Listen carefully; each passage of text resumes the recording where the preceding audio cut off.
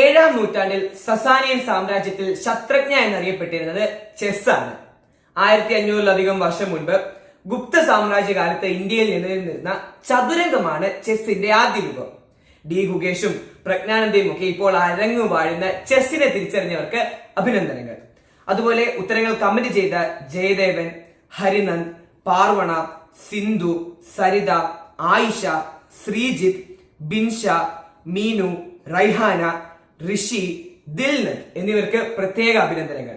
എങ്കിൽ ഇനി ഇന്നത്തെ മിഠായി ചോദ്യത്തിലേക്ക് പോയാലോ? എനിക്കറിയേണ്ടത് ഒരു ഇന്ത്യൻ ഉൽപ്പന്നത്തിന്റെ പേരാണ്. 1887 പുറത്തിറങ്ങിയ എ സ്റ്റഡി ഇൻ സ്കാർലറ്റിന്റെ 1-ാം അധ്യായത്തിൽ ഷെർലക് ഹോംസ് കഥയിലെ വില്ലനെ പരിചയപ്പെടുത്തുമ്പോൾ അവിടെ ഈ ഒരു ഇന്ത്യൻ ഉൽപ്പന്നം കടന്നു വരുന്നുണ്ട്. ബ്രിട്ടീഷ് പ്രധാനമന്ത്രിയായിരുന്ന വിൻസ്റ്റൺ ചർച്ചിലിന്റെ സന്തത സഹചാരിയായിരുന്നു ഈ ഇന്ത്യൻ നിർമ്മിതി. എന്തിന്, സാക്ഷാൽ ആൽഫ്രഡ് ഹിച്ച്കോക്കിന്റെ ദി ലേഡി വാനിഷസ് എന്ന സിനിമയിലും ഇവനെ കുറിച്ച് പരാമർശമുണ്ട്. ആ ഉൽപ്പന്നം ഏതാണെന്ന് ഇപ്പോൾ അറിഞ്ഞെങ്കിൽ കമന്റ് ചെയ്യുക. ഇല്ലെങ്കിൽ ശരിയായ ഉത്തരവുമായി ഞാൻ അടുത്ത വീഡിയോയിൽ വരാം.